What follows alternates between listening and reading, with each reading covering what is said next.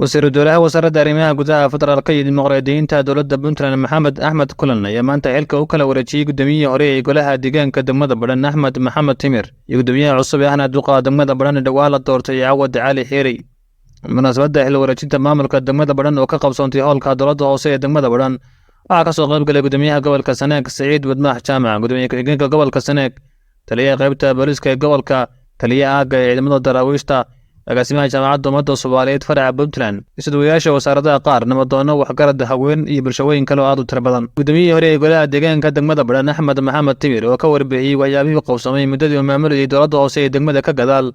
Gudoomiyaha maanta xilka la wareegay Cawad Cali Xiiri ayaa ballan qaaday inay sii ambaqaadayaan qorshayaasha hor yaalla golihiisa, waxaana bulshada degmada Badhan ka codsaday inay kala shaqeeyaan horumarinta adeegyada bulshada ee degmada Badhan.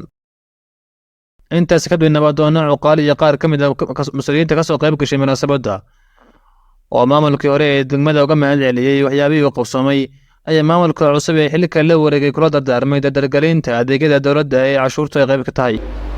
waxaan runtii aad ugu mahad celinayaa marka hore ee bulshada reer Barameed oo muddada aan xilka joognay si fiican noola soo shaqaysay, runtii si fiican kaayay soo garab taagtay. maamulka cusub runtii aad baan ugu mahad celinayaa, waana soo dhaweynayaa. waxaan leenahay Allah idinku asturo xilka, insha Allah waxaan rajaynaynaa in Ilaahay idin fududeeyo.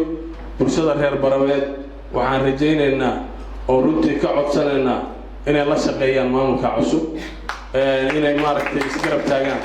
ma shaqayn karaan la'aantood, ma shaqayn karaan waxqabadka aad ka sugaysaan, ma gaari karayaan hadday idinku la shaqeyn. waxaan ballan qaadayaa insha Allah haddii Ilaahay yiraahdo inaan la shaqayn doono maamulka cusub, wixii taladayda, wixii khibradayda. aad iyo aad waxaan halkan uga mahad celinayaa guddoonkii iga horreeyey ee halka kan runtii xil wareejin ceebla ee markhaanti laga yahay qaybaha halka uu ka tiriyey. aad iyo aad baan taa uga mahad celinayaa. laakiin waxaa anaga noo ballanaa iyo xildhibaanadayada inaanu si daahfuran ula shaqayno oo muhiimaddii dowladnimo dhab ah ku hogaamino gobolka Sanaag iyo degmooyinkiisa iyo magaalooyinkiisa. dee xilku kulley waa meerto, maalinba qof baa qaadanaya, laakiin bulshada reer Barameed ee xilka loo hayaa waxa weeye inay isu xil saarto oo la shaqayso gudoomiyaha cusub. hore baa u joogteen, hore baan uga mid ahaydeen waxgaradka iyo odayaasha. waxaanu aad ku dadaashaan sidii degmada Badhan ay iyadu isu kaafi lahayd cashuurtana loo socodsiin lahaa. waxaan leeyahay gudoomiyaha hore waad mahadsan tahay hawshii aad soo qabatay. gudoomiyaha cusubna waxaan leeyahay hawl baa ku taal. Puntlandna waxaan ugu hambaliyaynayaa dimuqraadiyaddan halka ka bilaabatay.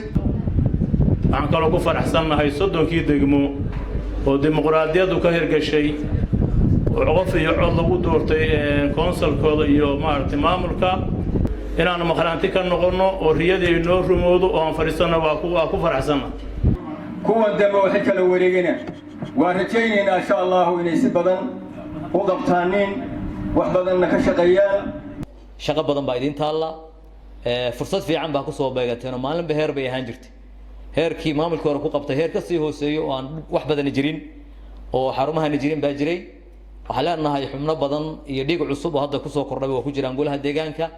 waxaan kula dardaarmaynaa shaqo wanaag, waxaan kula dardaarmaynaa wada shaqayn. maamulka iyaga hore ee degmada Badhan waa saagootiina, waxaan leenahay waa mahadsantihiin. inta xildhibaanada ku jirtana shaqo fiican bay soo qabteen oo soo laabtay. inta aan soo laabana waxaan leenahay waa mahadsantihiin. mar walba dalka iyo dadku u baahan yihiin. maamulka cusubna waxaan leenahay soo dhawaada. fursadda ugu horeysa aan idinka rabnaa waa inay cashuurta qaadaan oo waddanku dhaqaale helo oo dhalinyaradu ay shaqo hesho oo maxaan ku radaa degmadu isku filaato sidii hore loo sheegay. barnaamijka inaan ka wada shaqeyno wada tagaysana waxaan leeyahay si fiican baan idin sabooteynaa.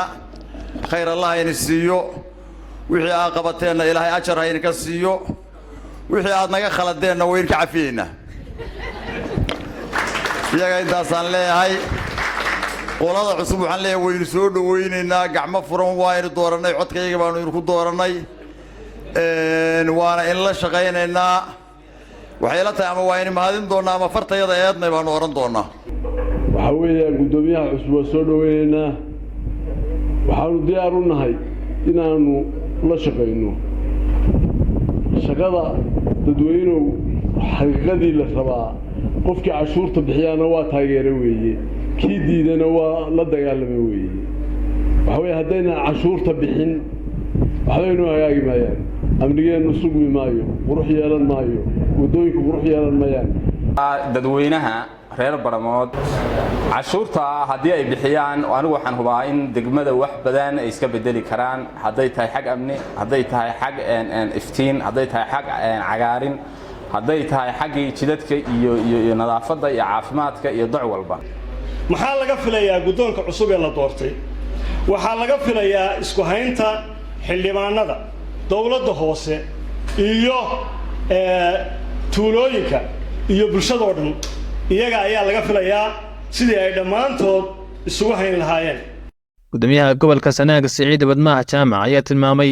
in maamulka cusub ee degmada Badhan ay haystaan fursado ay ugu adeegaan dadkooda ana munaasabada soo xiray wasiir dowlaha wasaaradda arrimaha gudaha federaalka iyo dimuqraadiyiinta dowladda Puntland Maxamed Ahmed Kulan waxaan leeyahay ku soo dhawaada degmadii Badhan waad maanta idinku madax u tihiin waxaan u sheegayaa inay u taalo hawl culus oo u baahan in maaragtay dadaal laga sameeyo iyo dulqaad maanta oo ay taariikhdu tahay 3 bishii 9aad 2023 waxaan si rasmi ah xilkii ugu wareejinay golihii deegaanka ay soo doorteen shacabka degmada Badhan waxaa kaloo xilkii runtiisa sharaf loo wareejiyay gudoomiyihii hore iyo tiimkiisii golihiisii Ahmed